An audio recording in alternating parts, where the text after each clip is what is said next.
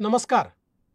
श्री संत श्रेष्ठ वामनभाऊ महाराज यांच्या 49व्या पुण्यतिथी महोत्सवानिमित्त मी त्यांना कोटी कोटी नमन करतो. या महोत्सवाला येण्यासाठी मला महंत विठ्ठल महाराज यांनी निमंत्रण दिले होते.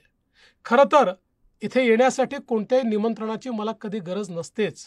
संत वामनभाऊ महाराज यांच्या पुण्यतिथीनिमित्त पुष्पवृष्टी करण्यात मला नेहमीच आनंद येतो. म्हणूनच दरवर्षी श्री क्षेत्र गहिनीनाथ गडावर येऊन श्री गहिनीनाथ महाराज व संत वामनभाऊ महाराज यांचे आशीर्वाद मी घेत असतो.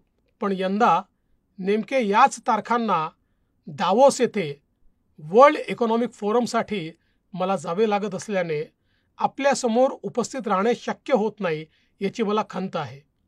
श्री क्षेत्र गहिनीनाथ गडाचा व संत वामनभाऊ महाराजांचा भक्त संप्रदाय मोठा आहे.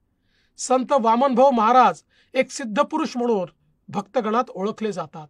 वारकरी संप्रदायात संत वामनभाऊ यांचे योगदान मोठे आहे.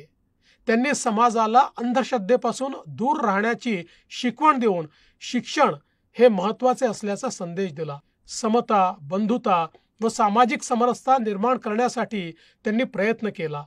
या गडावर प्रतिमासिक एकादशीला सर्व समाजाचे लोक दिंड्या घेऊन येतात.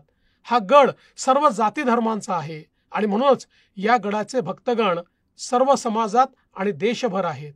या गडावर येणाऱ्या भक्तगणांच्या सुविधांसाठी महाराष्ट्र सरकारने तीर्थक्षेत्र विकास निधीतून 25 कोटी रुपये मंजूर केले होते व त्या निधीची कामेही प्रत्यक्षात सुरू झाली आहेत.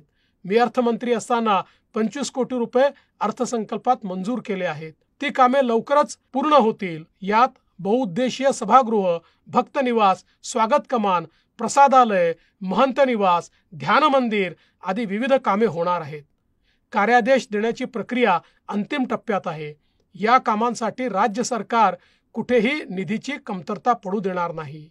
पुन्हा एकदा श्री गहिनीनाथ महाराज व संत वामनभाऊ महाराज यांच्या चरणी मी नतमस्तक होतो आणि आपल्या सर्वांना या मंगल सोहळ्यातून भक्तिरसाची प्राप्ती हो अशी सदिच्छा व्यक्त करतो.